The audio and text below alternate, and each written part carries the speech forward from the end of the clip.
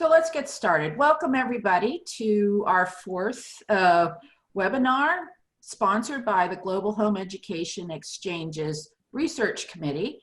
I'm Deb Bell and I'm coming to you from outside Harrisburg, Pennsylvania. I'm the chair of the research committee for the Global Home Education Exchange. If you'd like to know more about what the Global Home Education Exchange does, then please visit our website, GHEX.world. We have an online global convention coming up in November, in which we would like to invite you to not just attend, but consider participating if you are a scholar with research, unpublished research that you'd like to present to a global community, or a scholar with existing research that you'd also like to share a summary of with our community in November. We do have an email list that you can sign up for at our website, ghex.world. And if you join our email list or encourage your colleagues to join our email list, you'll be able to get updates about our conference, upcoming webinars with other researchers and scholars like we are conducting today, and just be connected with the Home Education Research Committee. Before I pass this off to our moderator, Dr. Albert Cheng, the vice chair of the Global Home Education Exchange Council's Research Committee, Mike Donnelly, and also a board member for GHEX, is going to make some remarks. Mike? Thank you, Deb. Thank you so much, Deb, and everyone for being with us. Very pleased to welcome Guterman and Ari Neuman to share some very interesting research with us today. I just wanted to say a little bit about GHEX.world. We talk about it a little bit during the research committee, but for context, I wanted to share just very briefly the story of what we're doing and why we're doing it. GHEX, the Global Home Education Exchange, was started about 10 years ago as a conference committee. In 2010, I invited a group of homeschool leaders from around the world to a meeting, and we wondered about the possibility of the homeschool community globally supporting a global conference. We had no idea whether it would be successful, but it turned out it was. In 2012, we had our first conference in Berlin, Germany, an unlikely place if you know how Germany treats homeschoolers, which was one of the reasons we wanted to go there. Subsequently, we held a global conference in Rio de Janeiro in Brazil, which has supported the growth of the homeschooling community in Brazil. Very exciting. And then in Moscow and St. Petersburg in 2018.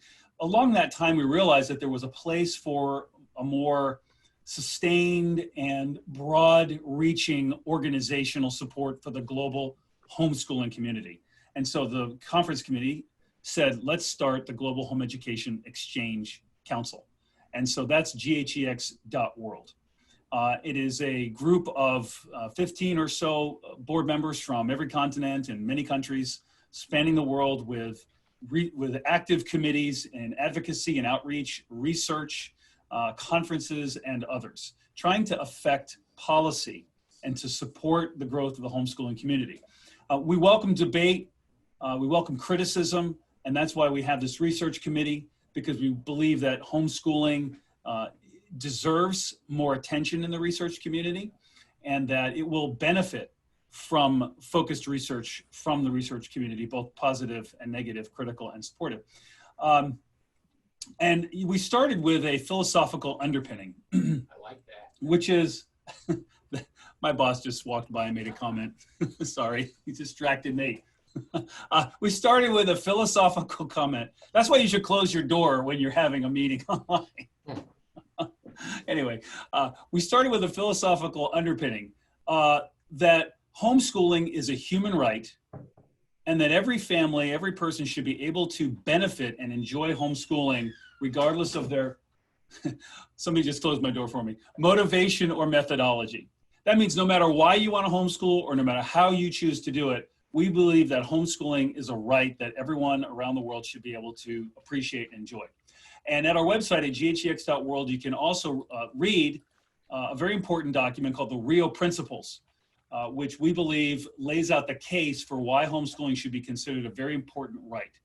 And so again, we welcome the research community's participation. We welcome vigorous debate on all aspects. And I think I have in my hands, and I'd like to share with everyone today very briefly, the latest research published on homeschooling. It's policy research written by me, a chapter in a book called Religious Liberty and Education. It's a book about the yeshiva schools in New York, and I think it's appropriate, given that we have two Jewish scholars on to talk about homeschooling, to talk about this. The yeshiva schools in New York City that were under a lot of criticism and pressure some years ago from the New York City School Administration. And this book, edited by Jason Bedrick, Jay Green, and Matthew Lee, who Albert knows very well, all three of those gentlemen. Jay Green, who's Jay's at Arkansas, right? Jay's my boss.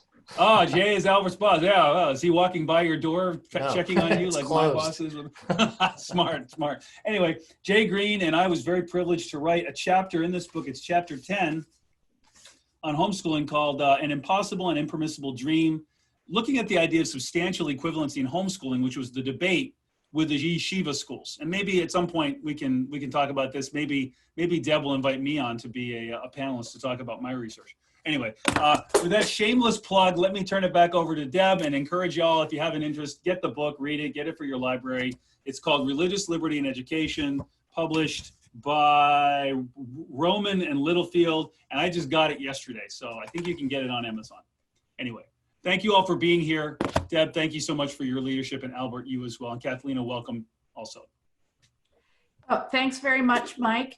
And I also wanted to briefly introduce our newest committee person, and that is Kathlena Mons. And she's joining us today and going to be assisting us with the work of this committee and trying to serve and facilitate support for you researchers. So Kathlena, we want to take a moment just to say hi to everybody and tell us a little bit about yourself. Hi, thank you, and good morning, everyone. Can you hear me okay? Yep. Yes. So thank you first, Mike Donnelly, for what a pleasure to meet you, all of a year or so ago at a conference, and we had a great chat. And thank you, Deborah Bell, as well as Dr. Albert Chang for the invitation. So I am excited to be a member of the work that you're doing, of the research committee. In 2018 here at Albany State University in Albany, Georgia. I don't know if many of you have ever traveled to these parts of the US. It's a beautiful part of the country. I'm sitting on the campus of a historically Black college, and in 2018 we launched the Center for Educational Opportunity. And a part of the work that we're trying to do and trying to support is certainly the work around homeschooling, and in particular the work around the growth of African-American homeschoolers. And so I'm excited to be a part of it. I do have some global connections. My dad is actually Belizean, and so I'm a Central American girl and have been traveling abroad, leading a study abroad effort in Belize since 2015. And so hopefully the work that we're doing there will expand, particularly around global homeschooling and in that part of the country. So thank you for the invitation. I am excited, and I look forward to contributing in any way that I possibly can. And again, thank you. That's wonderful, Kathlena. Thank you so much for joining us. And now, Albert, I'll just turn it over to you, and you can introduce our distinguished scholars for this month's meeting. Yeah, thanks, Deb. And then good morning, good evening to wherever you are in the world. In Israel, they say Boker Tov for good morning. I don't know how they say good afternoon or evening, so I'm going to have to apologize for that. But speaking of Israel, we have today Ari Neuman and Oz Guterman joining us from Israel. Both are professors at Western Galilee College in Akko, Israel. And so we're delighted to have them here. You know, I was just in kind of preparation and in inviting them over was perusing their CVs and looking at, actually had no idea the breadth of homeschool research that they did. So I'm quite excited to hear what they have to present here and looking forward to it. So Before I turn it over to them, let me just remind folks that there is a Q&A button up at the bottom of your screen. During the presentation, you're welcome to ask your questions, type your questions there.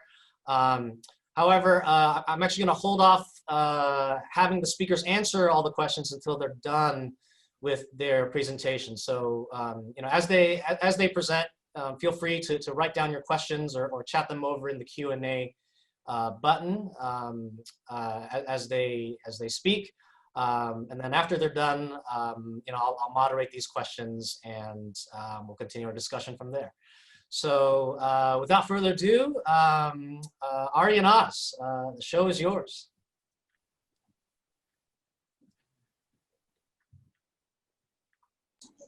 That's it. Now you hear me? Can you hear me? Yep, yep. Okay. So thank you very much, Albert, and thank you very much for having us here and for the opportunity to present our research. It is very exciting for us to do that. And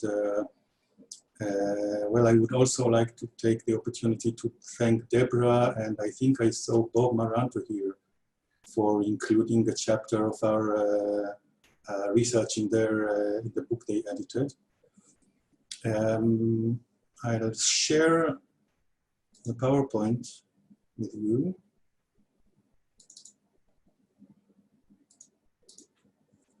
Perfect. Do you see the presentation? Yes. Mm-hmm. Okay, great.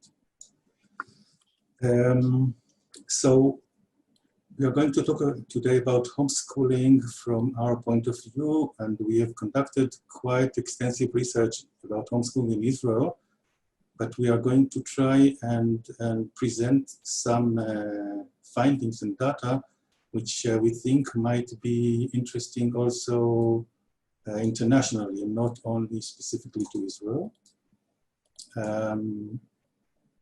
But first of all, perhaps we should introduce ourselves.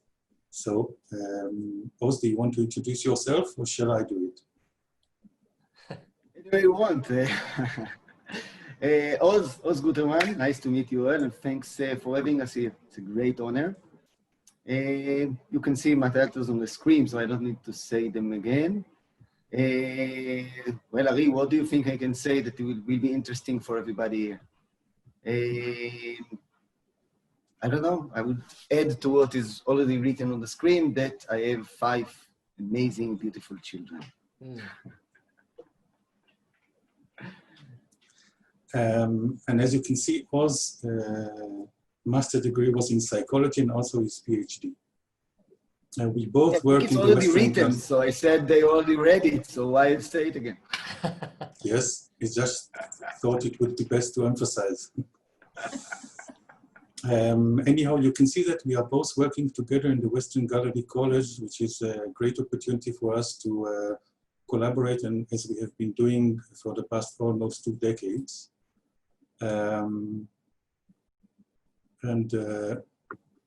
We are actually looking into homeschooling in Israel for, as I said, almost 2 decades, and we are combining strengths that some of them are specific to Oz and some of them are mine. For example, Oz is a quantitative researcher mainly, and I'm a qualitative researcher. Oz comes from psychology, and I come from, well, originally from biology, and then I transferred to education. So our research combines research methods. We use qualitative and quantitative and also mixed methods. And at first we were very interested in looking at the parents of homeschooled children in Israel. And later we understood that in order to understand the whole picture, we have to, of course, ask and talk and research the children. So we began with very small children, 6 to 12, and that now we are in the process of writing the results of a research which we conducted with adolescents in Israel. We also looked on supervisors in Israel, because in Israel, if you want to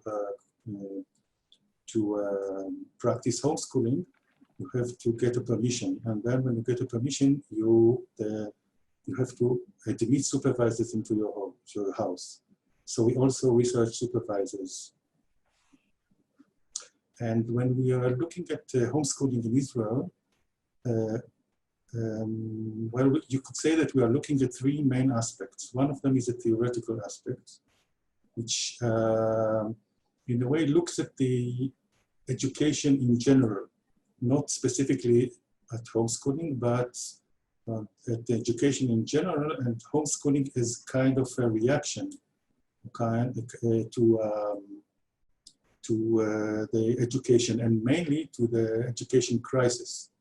So we are looking at the educational crisis and educational goals, and asking whether this has anything to do with homeschooling and with the way homeschooling is conducted in Israel.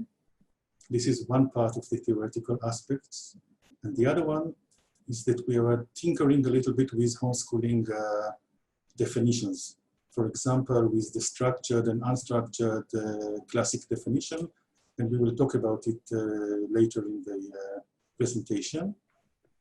And the second aspect is the implied aspects. We wanted to understand why people homeschool in Israel, and also how do they homeschool in Israel? How do they practice homeschooling?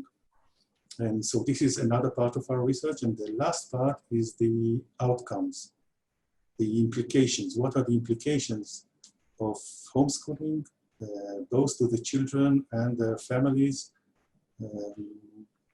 So these are three aspects that we are looking at for the past 2 decades.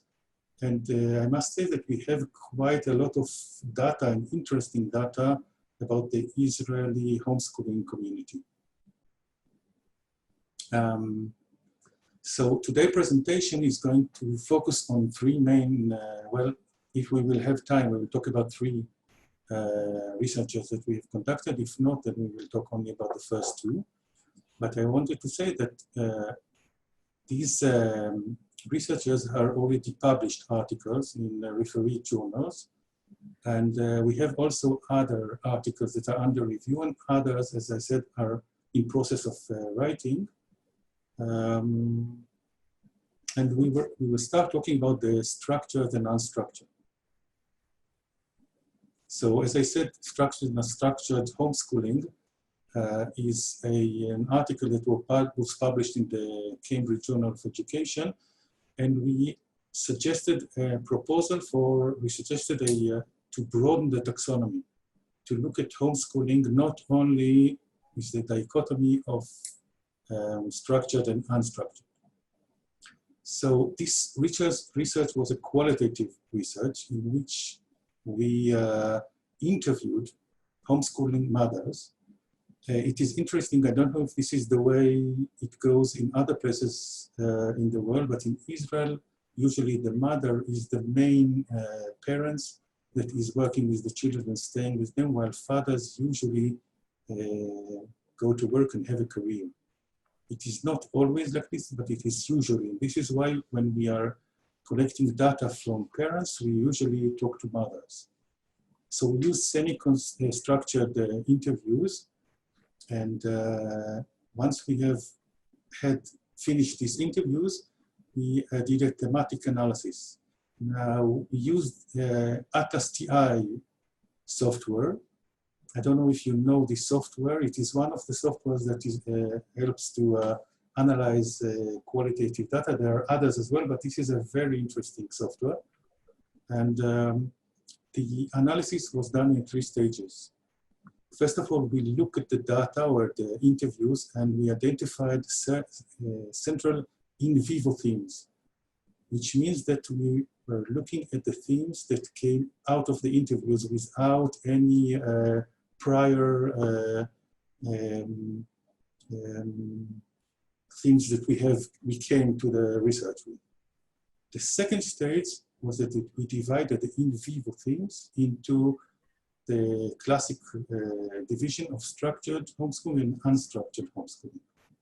And then when we had them divided into structured and unstructured, we examined the degree of the structuring of 2 components, or we call these 2 axes, the content and the process. So actually, instead of looking at an axis which you have in one side structured and in the other unstructured, we have a set of axes that looks at the content and at the process. And if you look at this graph, it is actually a graph that enables us to map what kind of homeschooling a family conducts. And if you take this graph further, you can actually see 4 zones in this graph. And the classic zones are the one on the lower left and the one on the upper right. The lower left is the unstructured content and unstructured process. And the higher right one is the structured content and process. And of course, these are new zones, and we will talk about them in a minute, but I must say that actually we're not talking about 4 quadrants. We are talking about holistic look, and we can actually position families on these axes in many places. They can be here or here or here or here, and where they are positioned indicates actually the degree of structuredness of the process and the context together. Now, bear in mind this graph, and I will show you quotes that we had. So the order remains the same. You see, the order remains the same. And if you look at the lower left, this is the classical unstructured, where parents that we had interviewed said a lot of learning usually happens outside the home. Most significant places for learning is our family is the car, which is very interesting. They say that the car is a very good classroom, and it's a place where a lot of things happen. But as you can see, a lot of things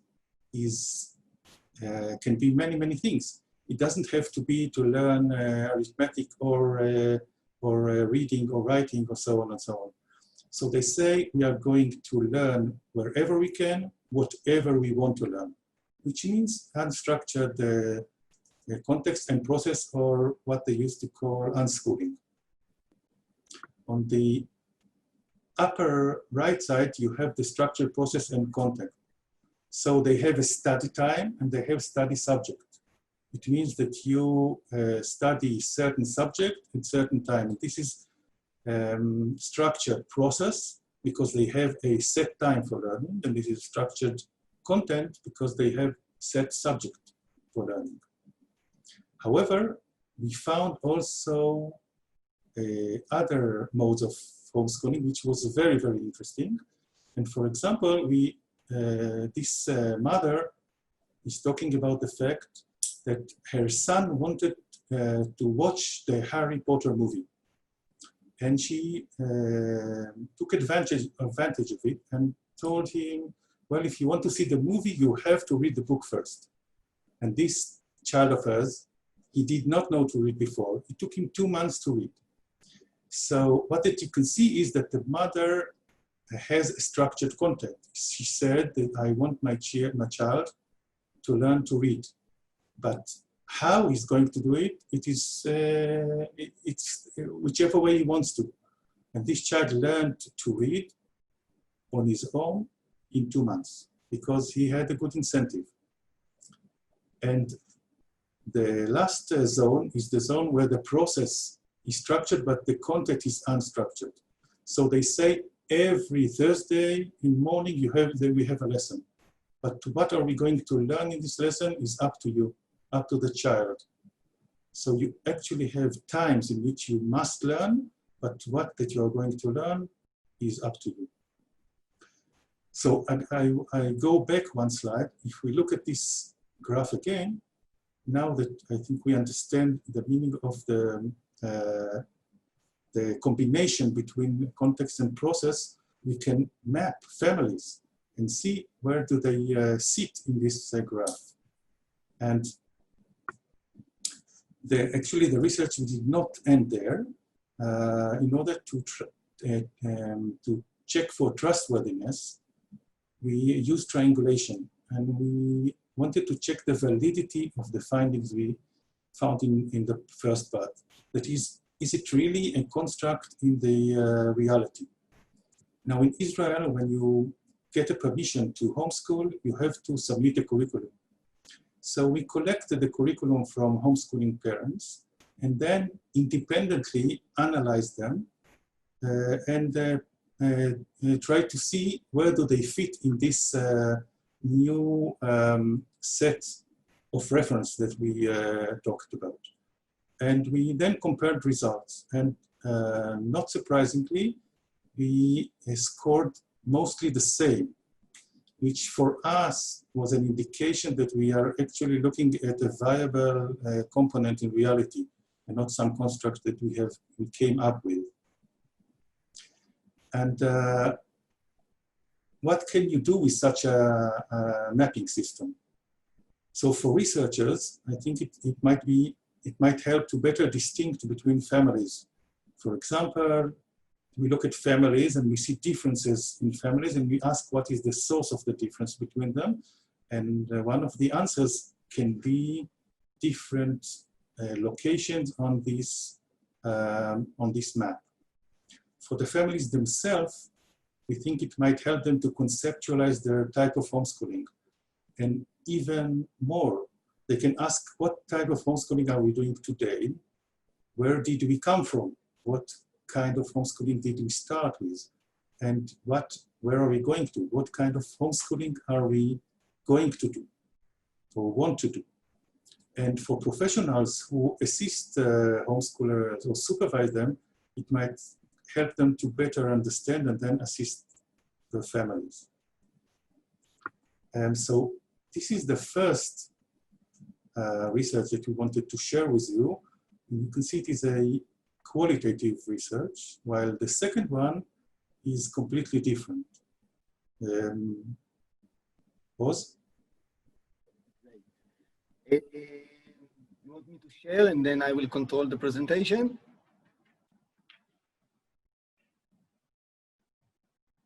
Great, thank you.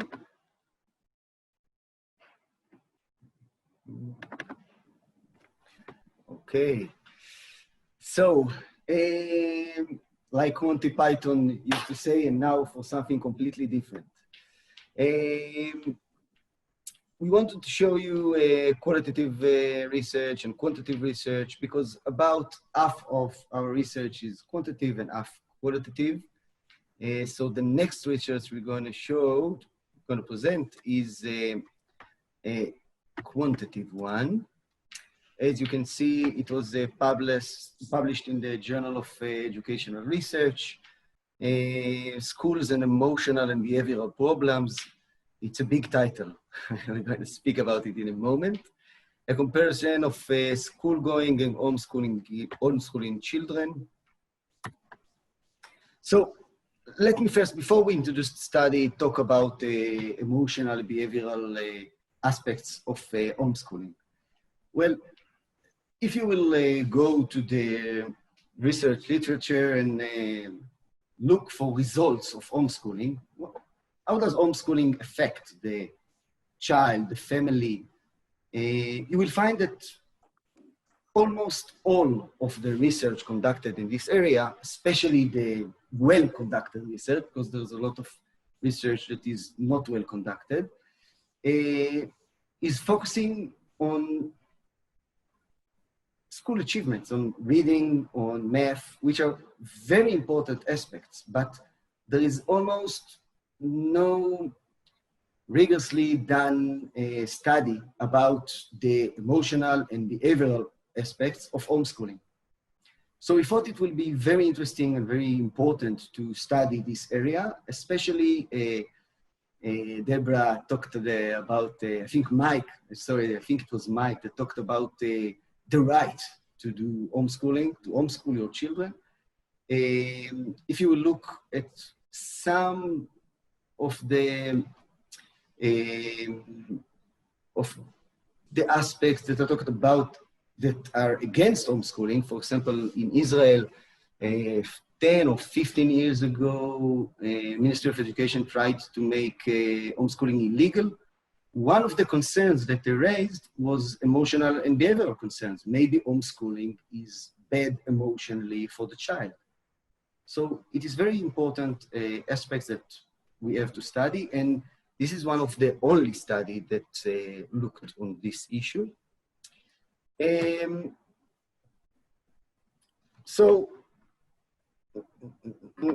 great. Children attending school and homeschool children matched for a socioeconomic background and research procedure. I will explain about the matching procedure because it's very important. If you look at studying that look into homeschooling, they all have one common problem, which is the problem of doing, I lost the word, it's sampling.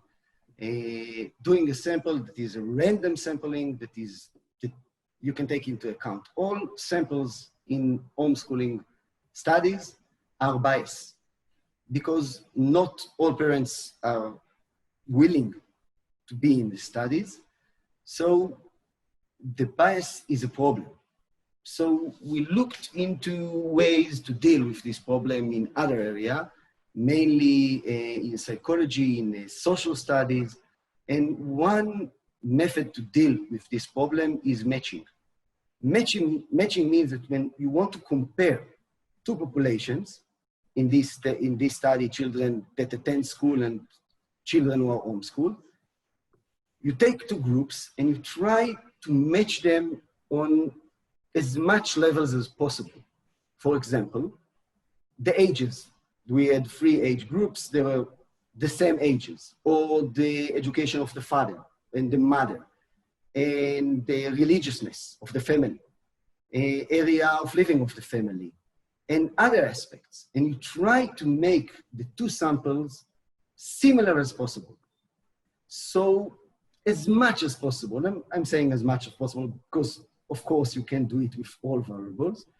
As much as possible, you want the two groups to be similar to one another, and that the almost only aspect that will be different is the aspect that you're studying. In our case, homeschooling or regular schooling. So, as you can see, we've talked with the mothers, we interviewed them, and also they filled the questionnaires.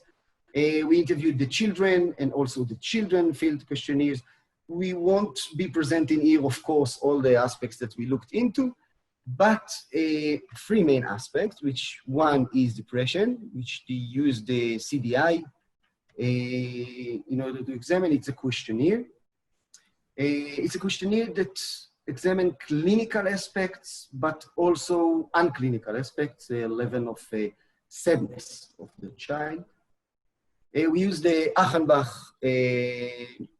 standardized child behavior checklist. We used it because it's very, very common, because it's standardized, so we can look into different age groups, and because of the standardization, we can compare them. And because the Achenbach looks at a wide variety of emotional and behavioral problems, in our study, we use the clustering of externalizing problem and internalizing problem. As you can see, externalizing problem deals with aggression and violence and other hurtful behaviors toward others. And internalizing problems looks into anxiety or depression or other such problems which are directed inside, if you will want to look at it this way. Also, we looked into attachment, according to attachment theory.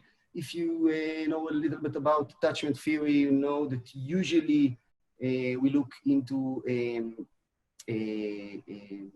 anxiety and avoidance. Here we didn't look at anxiety and avoidance, only at the level of security. What's the level of attachment security of the child?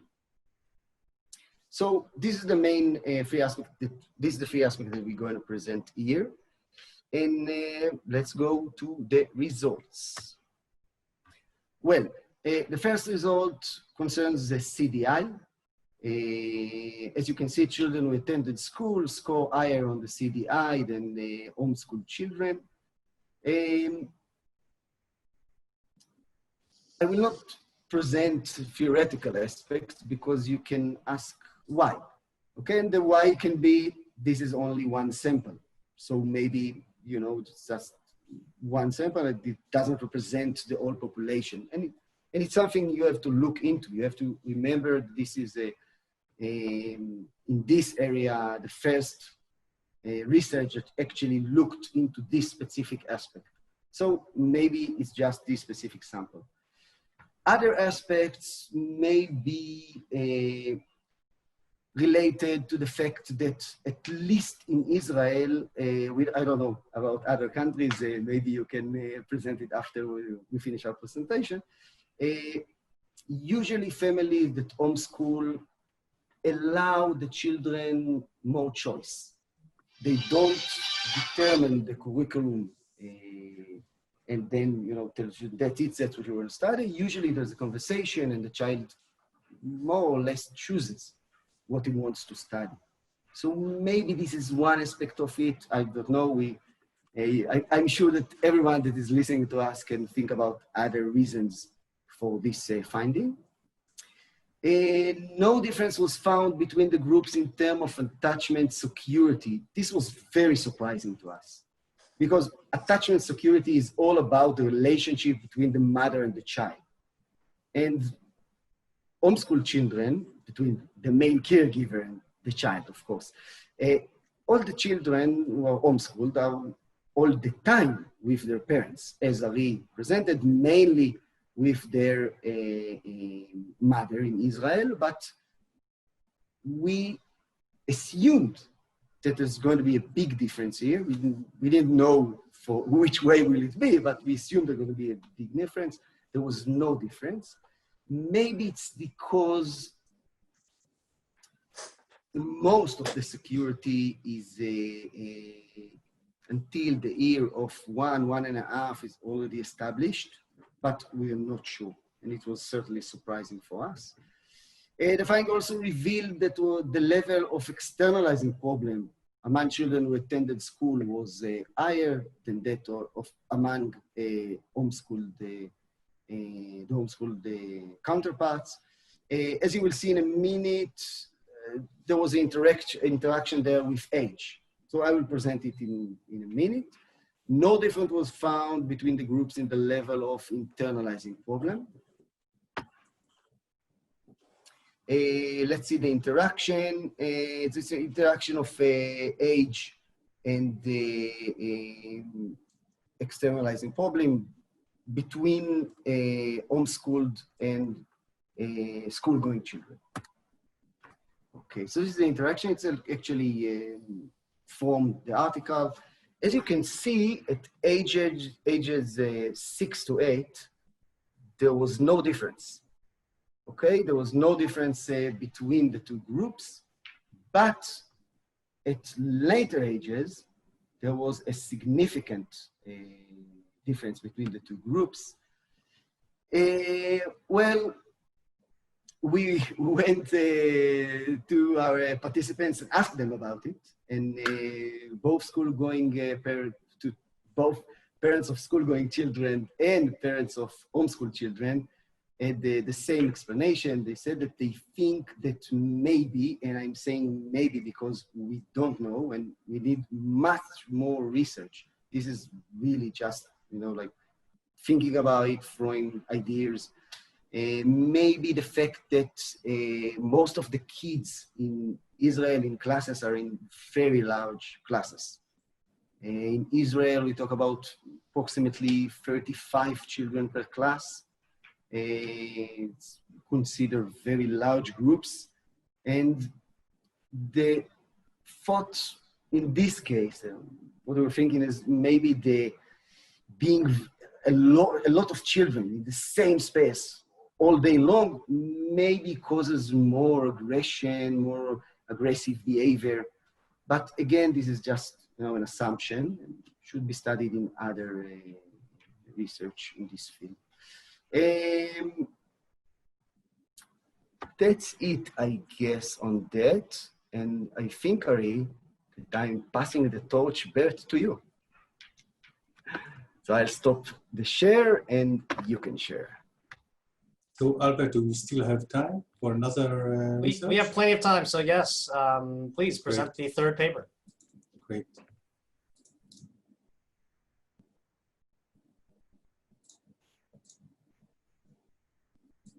Okay. Before I start, I want to say that while Oz was speaking, I couldn't resist the temptation and read through the chat. And I saw very interesting things there, very, very interesting. Among other things, what Bob said about the fact that this taxonomy applies not only to homeschooling, but also to other forms of school choice. I think it is very true.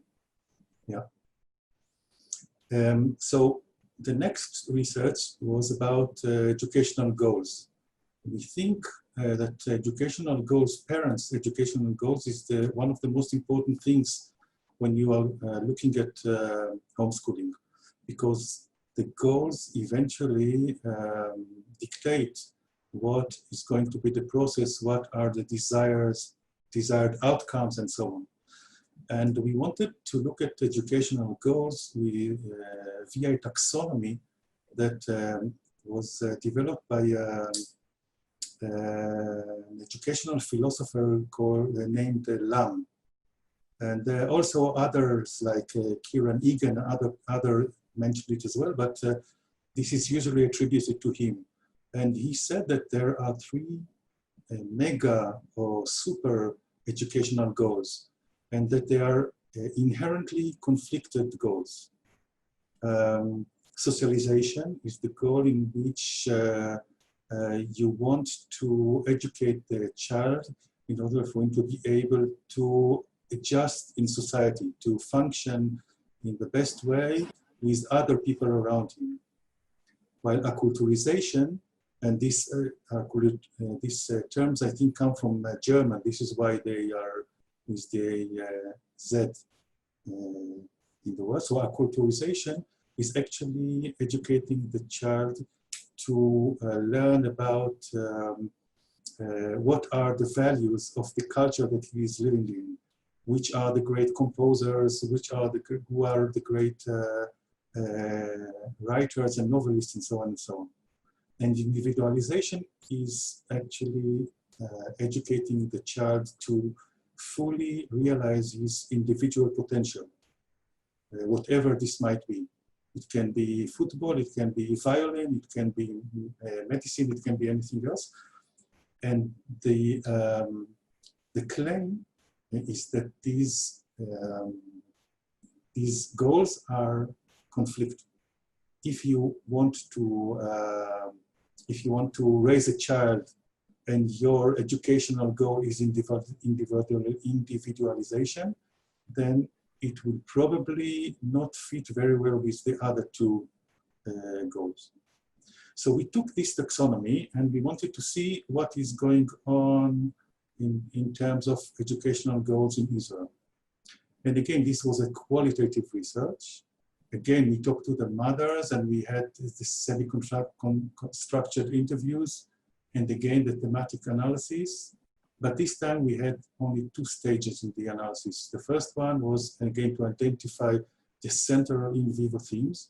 And whoever is a qualitative researcher here, to me, this is the most exciting and interesting and intriguing stage in which you are actually looking at your raw data and trying to see what comes out of it. So this is the identifying of the center in vivo themes. And then divided these themes according to these three educational goals or mega educational goals. So I'll show you an example for what it means individualization in the eyes of the parents. I think a person needs to understand what his destination is in life. So you can see that this is something personal. What is destination in life? He has to choose a profession according to this. He has to dedicate to the things that are actually going to help him reach his destination. Know yourself, your weaknesses and the places where you do not need help, where you do need help, and learn to know yourself. So this is one educational goal. The second one was acculturization. First of all, truth and integrity. So you see, these are values that constitute the main educational goals. I want them to be very, very ethical. Learn what is permitted and what is forbidden. And the third educational goal is socialization, in which one of the parents said, I very much want to teach them, for example, to know how to listen, pay attention, and even more to listen, which is considered in their eyes a very important tool for their children to be able to function in the society that they are in. The other one is talking about the fact that his life is open to them, and when he's going shopping, she's going shopping, or runs errands, they come with them so they can see what life is like, and then they can actually learn how to cope in society. So these are only a few of the quotes that we took out from this research, and I will show you now a table.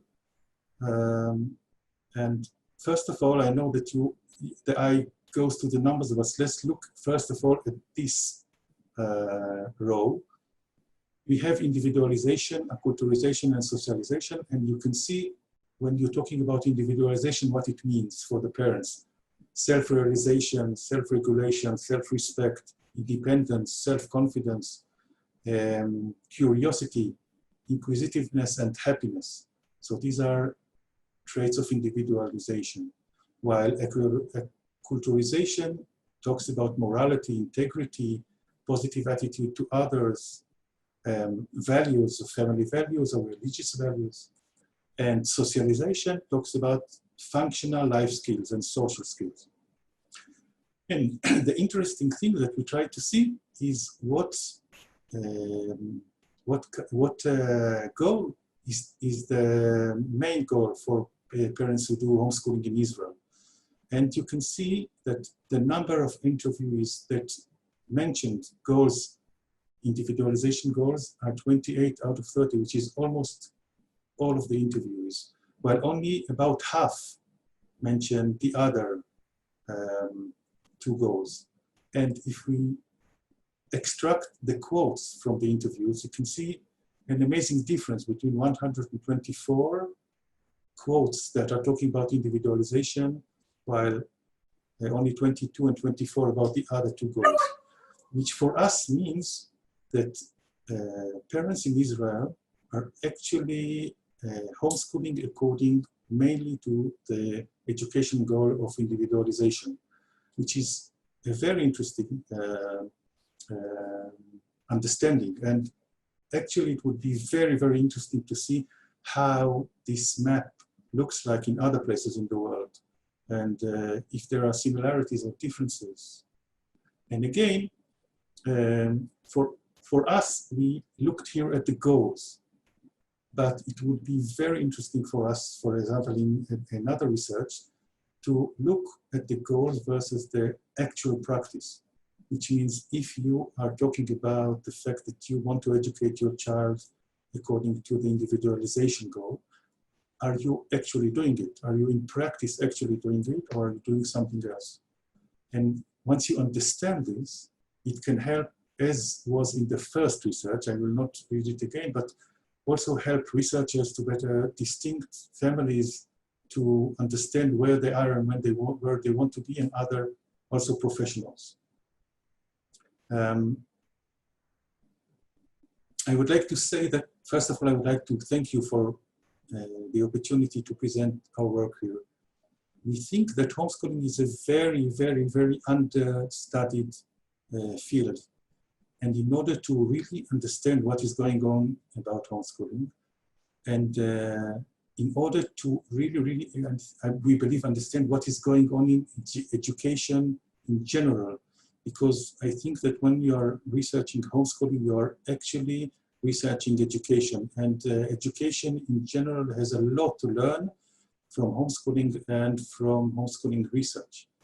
So in order to really understand what is going on when you're talking about homeschooling, it is essential to conduct in the international cooperation. It is extremely important, and I think this group is a great step in the way of understanding homeschooling because of its internationality. I think that is it. Ozzy, you want to say anything?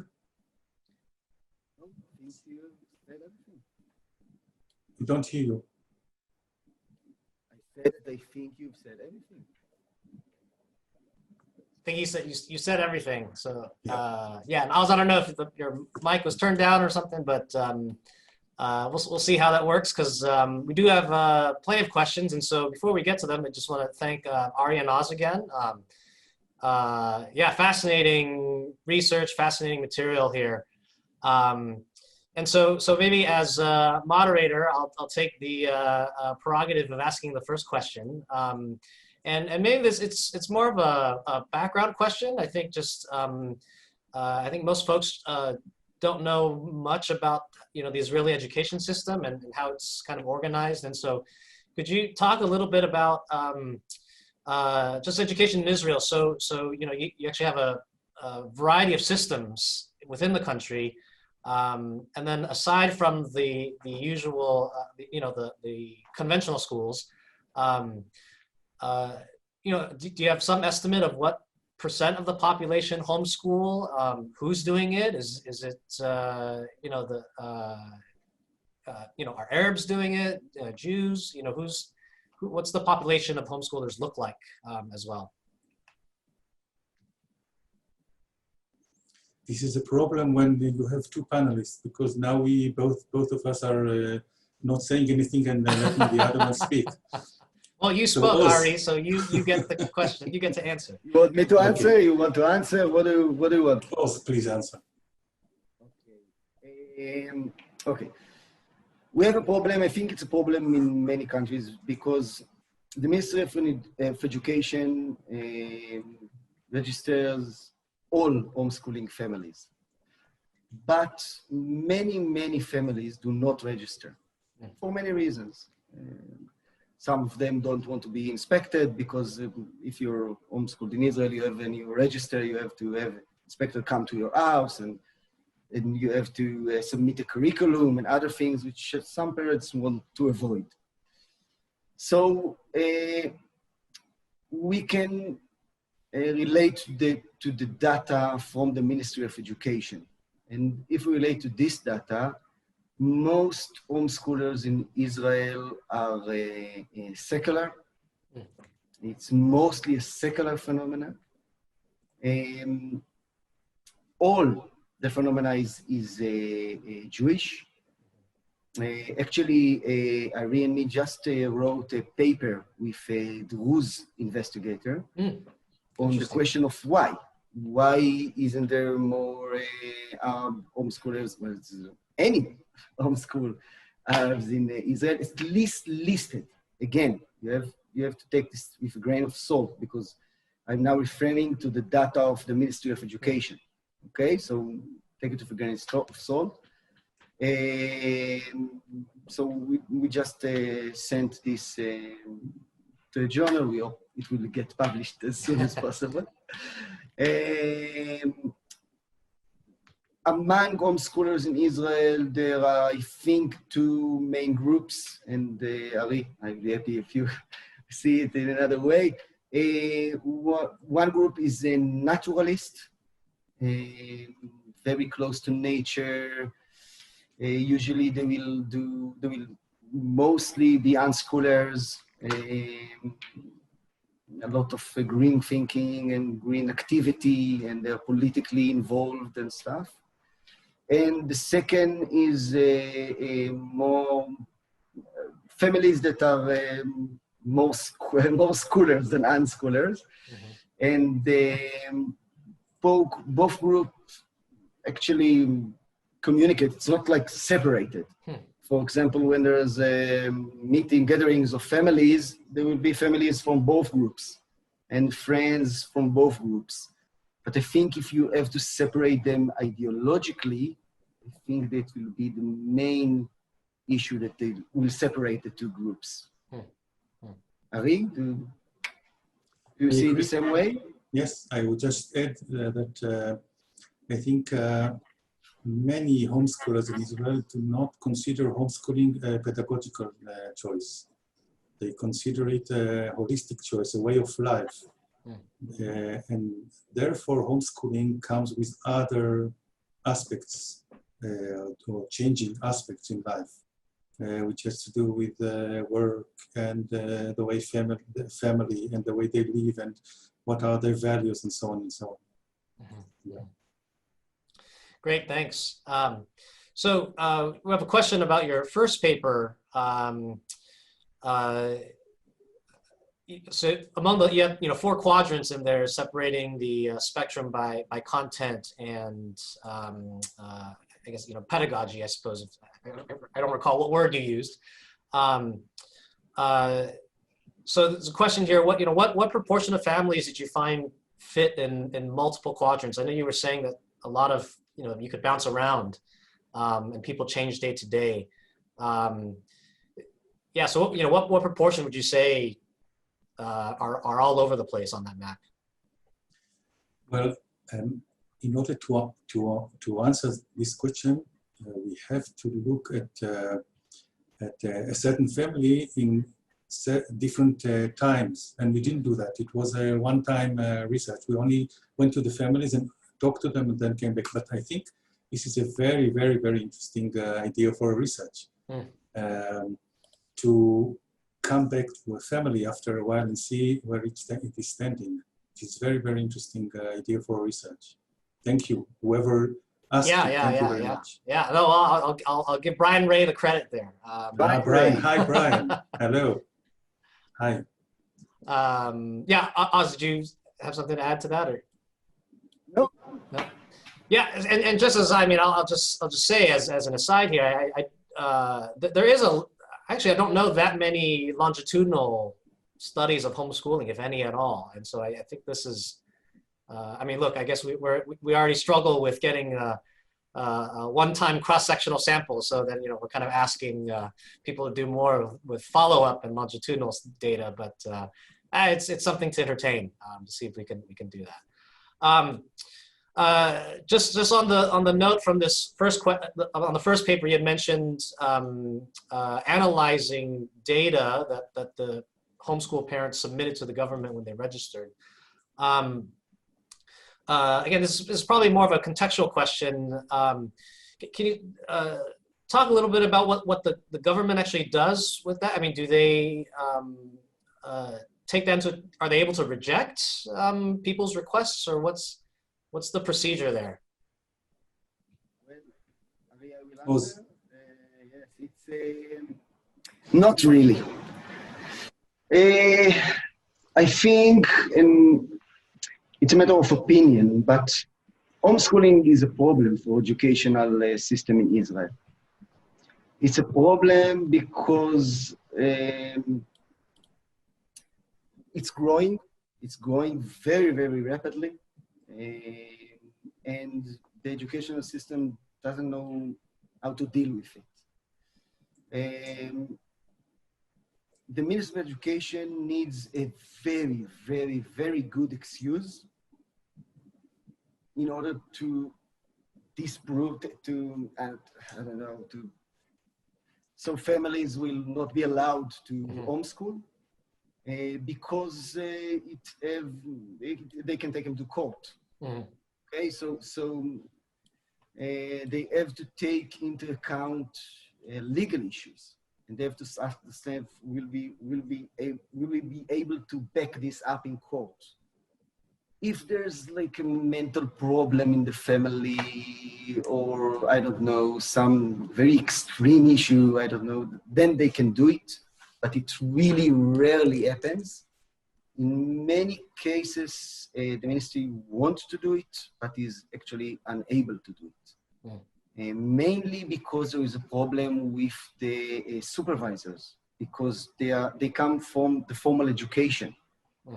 They don't actually understand homeschooling. So when they meet homeschooling families, they usually don't really know even what to examine. It's kind of a problem. It's a problem because sometimes maybe it's good that there is a supervisor, but not if he doesn't understand homeschooling at all. Well, since I still have you on screen, there's a question about the second paper which you presented. So I'll throw this to you, Oz. And so, it's fascinating to see some of the outcomes, depression, externalizing behavior. So we have a question wondering, perhaps another potential interaction is whether you notice differences in parenting styles throughout your sample, and if that might explain some of the differences you see. I don't know who asked the question, but it's an amazing question, because this is the same question that we ask ourselves. We didn't study parenting styles, and we think it's amazing idea. And as Ari have answered, I will answer the same question, that it's a great idea for for the next research. Yeah. I would also add here that when we submit a paper, we usually write what are the limitations of the research, and usually one of the limitations that we find, not in all researchers, but in quite a few, is that it would be very interesting to look at the type of homeschooling. So we are working hard on developing taxonomy ways in order for us to be able to do this. And I think this relates also to the question that was asked now. So let me squeeze in a question on the third paper, just so we maybe cover all the papers here. And Ari, I guess you can cover, if you could answer this question since you presented it. So you have a question asking about kind of the nature of the how connected the homeschool families are. So you've talked about socialization and acculturation as a motivation for homeschooling. We have one person asking, how does community or geography play a role in that? Are these families connected to one another? Does that play a role in socialization and acculturation? Yes, it plays a major role, and although they are connected, their goal for the children is individualization, but they are actually very, very connected. There is a very active community in Israel, and they meet and they talk and they exchange lessons between each other, and they spend a lot of time in camp together, and they have this is a very, very live and supportive community. I had the opportunity to introduce new homeschoolers to this community, which just started homeschooling, and they didn't know what to do and whatever. And it was amazing to see how this community embraced them and helped them and guided them. So there are a very warm relationship in the community, which doesn't interfere with the fact that for their children, they actually want individualization, mainly, not only, but mainly. So maybe a broader question. I think everybody's thinking about the pandemic now, and so I know here, at least in the States, that we've been doing. Some people have been doing some polling about interest in homeschooling, and how that's being changed in at least in the U.S. because of the pandemic. Which was a nice poll that came out showing parents are much more interested in homeschooling and online learning these days. What's the ground like in Israel? Is there, do you notice any shift in interest in homeschooling, or are things unchanged, or what's the feeling there? I think that there was an amazing phenomenon in Israel, perhaps in other places as well, where parents who send their children to schools usually contacted homeschooling parents and asked them, please give us some tips. What do we do? And so on and so on. I think very quickly they understood that these are two different things. Distance learning and homeschooling are two different things. And while homeschoolers usually are the ones who decide what is the curriculum and how they teach and so on, distance learning is actually changing the place where you study.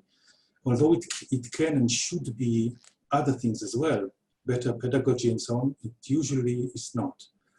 So there was a little more interest in homeschooling, but I think it, in a way, dissipated a little bit. Yeah.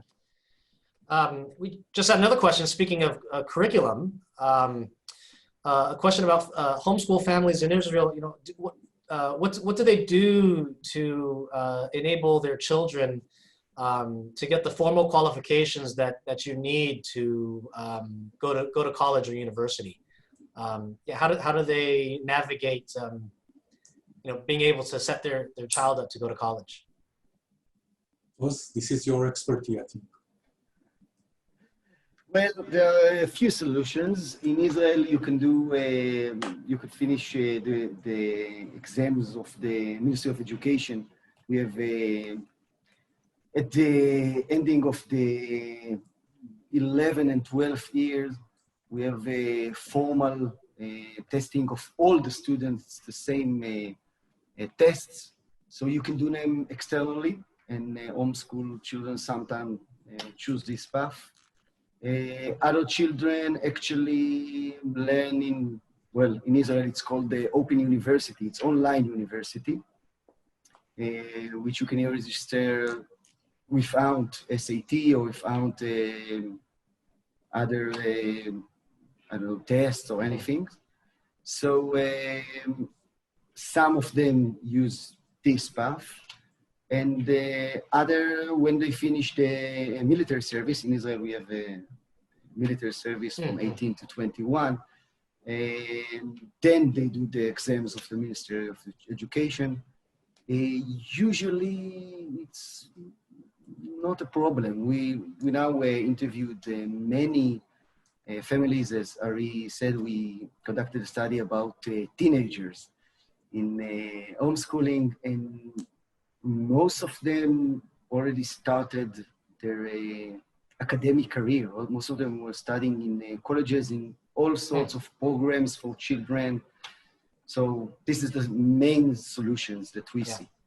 Yeah, and keep in mind for those who are unfamiliar with Israel, yeah, there is mandatory military service. And so actually the children, or they're not even children when they go to college anymore. You know, they start college when they're, what, 22, 23? That's when they start, right? Yeah. Yeah. They finish the army usually at 21, and then they have to go out to the world for a year and a half trip. Yes. And then they come back, so they start around 22, 23. Yeah. And this is amazing because homeschool children might have bachelor's degree at the age of 18 or 19. Interesting. So this is and when you ask school children who are going to school, why are you going to school? They say, because we want to go to the university or to the college. And here you have a way to bypass it and have a bachelor degree at the age of 18 or 19. Interesting. I'm sure that's good. There's a lot of research, interesting research to be done there, I think. Just another follow-up question here about the third paper. We have a question of whether the goals of home education, do you feel that they're opposite or complementary? And so I think there's a bit of a tension here. You talk about educating for individualization, but then there's also you know, the socialization and acculturation aspect in terms of how the families connect. Yeah, do you see that as complementary or opposing? I'm not sure I understood the question. The question is whether these goals are complementary or opposing. Or yeah, or you know, in opposition to one another. I find them in opposition to one another. I will give an example. For if I'm a teacher in school at 4th grade, and I want the children of my class to conduct a research, biology research. So I might come to them and say, you should work in groups and research a certain tree. Now, one of the children comes to me and says, I don't like working in groups. It is, I want to work alone. This is the best way I work. In groups, I do worse. So if I'm holding a position of a socialization, I will tell the child, well, I understand, but it is imperative that you work with others, and therefore you have to do it in groups. But if I hold the position of individualization, I will tell him, wow, it is amazing how you know yourself so well. Excellent, do what is good for you, and let's see what's happening. Yeah. So basically, when you start working in education, I think at the beginning you might try to mingle between them, but eventually you will find that they are opposing goals. So last couple questions, we have time for a couple more here. I know a lot of folks on this call, want to be able to get into doing more research and, looking for guidance and that sort of thing. One, could you, obviously you've done a lot of work, qualitative work, talking to parents. You've even been able to establish some relationship with the Ministry of Education to ask for their files. What's your advice to people who want to start getting access to samples of parents and to do qualitative research or to try to get administrative data from governing bodies? What's your advice to these researchers to be able to do that? I think we are in no position to give advice on this because we had not had a good success about it. For example, because the curriculum that we got and analyzed is actually curriculum that we got from the families. We asked the families what to give us the curriculum they submitted to the government, and this is how we got it. We had a little success with the supervisors because we were able to get their interest in the way that we said, if you will help us research, we will give you data that might help you better work with the families. But it was a one-time success, and I don't think it is we are in a position to give advice about this. I'm sorry. I'm sorry. Do you have any advice or No, I agree with Ari. When we had the cooperation of the head of supervisors in Israel, then we could get information. We even gave the supervisor questionnaires, and then it was possible to study them and conducted the research with them. But when the wind changed and the head of supervisor changed, then there was less cooperation, and I agree with Ari that I don't think we will see cooperation in the next 2 or 3 years at least. Well, so we got to wrap up now. We're just about out of time here. But before we do that, there's just one last question, perhaps less related to homeschooling, or maybe it is. So Ari, Brian's asking, how did you move from zoology to doing homeschool research? Well, I think Brian knows the answer. We had a long discussion about it, but I will say it in shortly. I wanted to research whales and dolphins for my PhD. And there was a complication about it, and I was always interested in education. And when I stumbled on homeschooling, it was fascinating for me. And I think what that Oz and myself share is the great fascination about this phenomenon, about homeschooling, the great interest in it. And I think for 20 years, this is something that is just keeps on building on and on and on. And Yeah. Bahrain, thank you for the questions. All right, so Oz and Ari, thank you so much again. Great work. May I- You know, we wish you the best here, and look forward to seeing many, many more papers come out of Israel about homeschooling. Can I add one comment? Yes, please. Well, I want to thank, we started with it and we want to finish with it, to thank all of you, Deborah and Mike and Albert. I think that international cooperation is so important in our field, and it's a privilege for us to speak with you, and really thank you for the opportunity. And I hope that your activity will be a base for a research cooperation. If I saw in the comments, some of you spoke about a comparative study, and I think this is very important, and really thank you for all the work that you are doing. Yes, well, bevekesher, or you're welcome.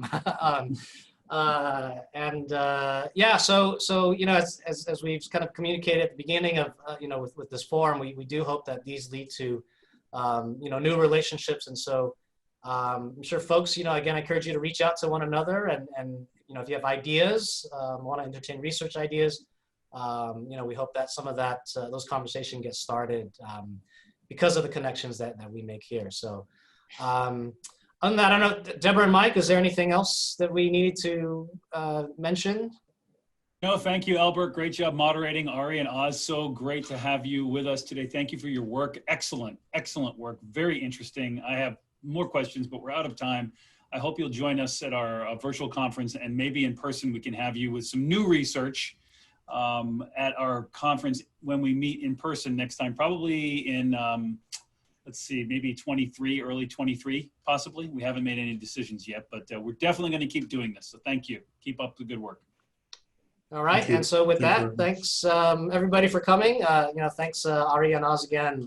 And so, yeah, enjoy your days or evenings, depending on where you are. And we will see you next time when we start this up again.